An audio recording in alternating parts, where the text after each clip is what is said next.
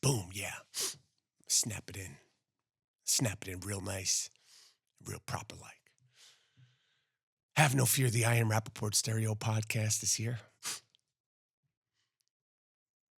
Welcome to the Iron Dome of Disruption. Welcome to the Ziggity Zone of Disruption. My name is Michael Rapaport, a.k.a. the Gringo Mandingo, a.k.a. the Sultan of Sniff, a.k.a. the Inflamed Ashkenazi, a.k.a. the Disruptive Warrior, a.k.a. the Jewish Jake LaMotta, throwing punches deep into the 15th round, a.k.a. the White Chocolate Tito, and so forth and so on.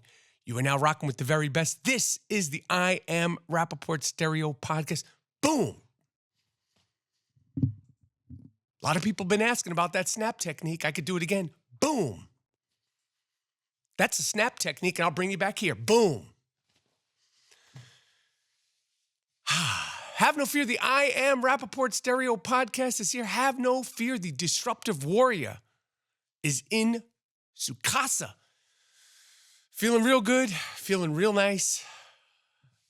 Hope everybody else is feeling real good, real nice. Feeling real safe and real sane mentally and physically. I Am Rapaport Stereo Podcast is in the place to be. First of all, people have been talking about the ads, the intros, and I don't understand why this is a thing. Unless you only listen to the I Am Rapaport Stereo Podcast, and I understand why you would only listen to this podcast. I understand why you would only listen to me, because we the best, to quote the great DJ Khaled. Khaled. But again, every single podcast that's successful has ads, has intros, has openings. I don't know what you want. You turn on the Tonight Show with Johnny Carson. They got the music. You turn on Friends. They got the theme song. Then they go to a commercial. That's what this is. It's a professional podcast. This isn't some, underground racket. Okay? You hear the sound. You see me. What do you think I'm doing this? This is a professional podcast. This is a professional production here. Hit the fast forward button. They got the 10-second thing, the 15-second. Hit the thing if it's so bad. Otherwise, stretch out. Do a couple of little, this, and get into chill, man.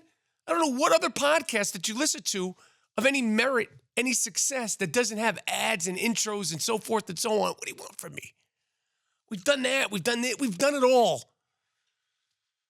People keep asking about the ads and the intros. Now you got me talking about the ads and the intros after the actual ads and the intros. You like that? You like that? To quote I wouldn't say great. Let's just jump into it. To quote Kirk Cousins. We got you, Kirk Cousins. You played well. You and your Minnesota Vikings played. You played real well, but you made one play that just you didn't complete that pass, and you got lucky on that. What they say? Roughing the passer. Come on, man! It's the playoffs. He put him down. He didn't give him like one of these like WWE moves. Put the guy down. You got lucky on that. Beat them. Skol, baby. Skol, baby. Big Blue. The Giants. And in case you were living under a rock, I went on Skip and Shannon, made my gallant return to Undisputed last week. And we, the I Am Rapaport Stereo Podcast, it ain't just me. Me and the Dust Brothers, we broke down what needed to happen against the Vikings, and it happened. Daniel Jones has emerged as a very solid, consistent quarterback. And I'll be the first to tell you, I've wavered. Danny Dimes, the beginning of the season, When he got drafted, I went on undisputed and said, if you're going to pick somebody from Duke, get the guy who dunks the basketball. It didn't look good at the very beginning of the season, but Coach Dable, the offensive lineman, has stepped things up. He played as good as he could play, doing all kinds of weird handoffs. I don't know what he was doing, this way, that way. He's running the ball, making the right play at the right time. Saquon, get your weight on. Saquon Barkley, whose uncle is the great Iran Barkley from the Boogie Down Bronx, fighter. I don't know if Iran Barkley was he a middleweight? Can you fact check that? He deserves fact checking. Iran Barkley he was a good fighter. Tough fighter. Saquon, get your weight on, came out looking real good. He's a good looking kid too, Saquon. Looks good, runs good. The whole thing is fantastic. The defense, Thibodeau. The Giants are back. Now people say, oh, it's one game. Yeah, I know. It's only one game.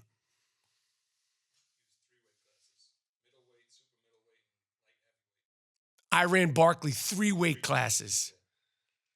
Middleweight, super middleweight, light heavyweight. I used to see Iran Barkley at the clubs. Got the nice shoulders. Reminded me of the great Jake LaMotta, the Bronx Bull, the Raging Bull. And now the Giants have the Eagles. And of course, we got blown out by the Eagles when we played them last time, and that's okay. That was a long time ago, folks. That was a really, really long time ago. Things done changed. That shoulder, Jalen Hurts.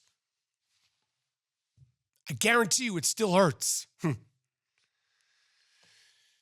This is the way it was meant to be. Philadelphia versus New York. And how do I describe as a New Yorker the way we feel about Philadelphia? Or how should I say how the way Philadelphia feels about us? They don't like us. They don't like anybody. And I respect that about people from Philadelphia. This is a sophisticated city, hard, working class city. I've talked on and on and on about my love and respect for all things Philadelphia, whether it's the late, great Darryl Dawkins, Dr. J, Andrew Toney, Bobby Jones, Caldwell Jones, Billy Cunningham, who's from Brooklyn, New York, Erasmus Hall High School. Also, same school yours truly went to for 1 year. Went to Erasmus Hall High School, 86, 87. I was literally the only white kid in the school. It must have been 2,500 students in this school. First 10 days of my first year in Erasmus Hall High School, first 10 days of the semester, an article came out in the Daily News said that Erasmus Hall High School is the worst public high school in New York City. This is in the 80s. It was a Looney Tune, wild. This was like juvie hall. It was like a juvenile hall. But not everybody was nuts. The majority of the kids were just there to learn. But the ones who weren't, it was nuts. But the Daily News did an article about Erasmus Hall 86, 87 because a reporter went undercover and checked in as a student and then wrote a whole expose, 5 different days. And he was right. Erasmus Hall was nuts. It was a nut house. When I was in Erasmus Hall that year, special ed, got it made. What's his name? The Jamaican dude who went off to big success. Mercy. Nope, not Shabba Ranks. God damn. I'll remember. My girl Lanice, Queen Pen, she was there. I literally, the second semester of the school, I missed 30 days out of, I believe it was a 60-day semester or 90-day semester. I was out of my mind. Literally 30 days of an entire semester. Failed out. And at the end of the year, they asked me not to come back. And I wasn't even a violent offender. This school had people getting slashed, people getting beaten up, guns. And this is like classic New York 80s public school. Like anybody went to school in the late 80s, 85, 86, 87, into the 90s. This was like a common occurrence, these schools. Wild. And we were so young to think that kids but a lot of those kids, I remember, they had like mustaches and goatees. Like they'd be in the 10th grade and be like 18. Anybody that went to school in New York City, 85, 86, 87, you know about, there'll be big ass fights, people getting shot, people getting beaten up. And a lot of the people that were doing the shooting and the beating up had goatees. They were like I'm telling you, 11th grade, 19 years old. Like you're 2 grades behind.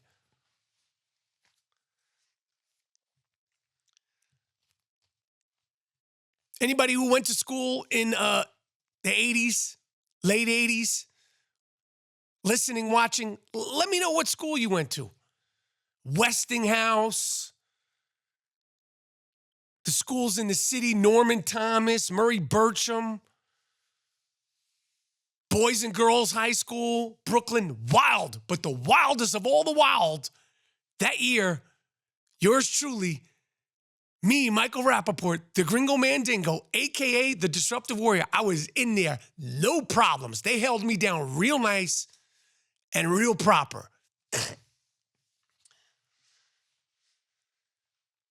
But we're playing Philly, and we know Philly is a tough team. And like I said, I got nothing but love for the great city of Philadelphia, the fighting city of Philadelphia. It all started with Rocky Balboa. Now, I'm not going to sit here and bull crap you and tell you that I like the Philadelphia Eagles. I don't. Never have. Never will. I actually rooted for the Philadelphia Eagles to lose versus the New England Patriots, who we're going to get to, when they played in the Super Bowl. And I hate the New England Patriots, but I wanted them to win. Because at that point, I just had submitted to Tom Brady's greatness, which we're going to get to. Because we're talking about things in the past, and Tom Brady, your greatness, it's in the past, homie. But we got the Eagles this weekend, and we need to be perfect. We were perfect last weekend. We lost 48-22 in Jersey. I got the Giants, the G-Men, winning this game 26-24. And I know you're like, oh, yeah, that's because you're a Giants fan. Yeah, so what? I got the Giants winning this game 26-24.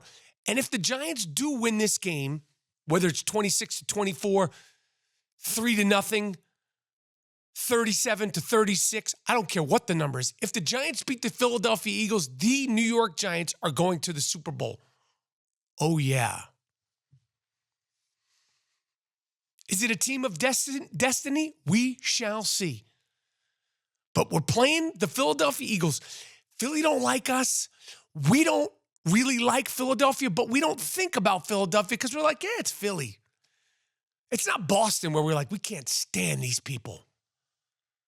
The only people that like people from Boston are people from Boston. Nobody likes people from Boston. They're like a subculture of human. Philadelphia, good people. Dope city, a lot of culture. But we're shutting all that down this weekend, guys. 26-24, the Giants are going to beat the Philadelphia Eagles, and the Giants are going to the Super Bowl. Oh, yeah.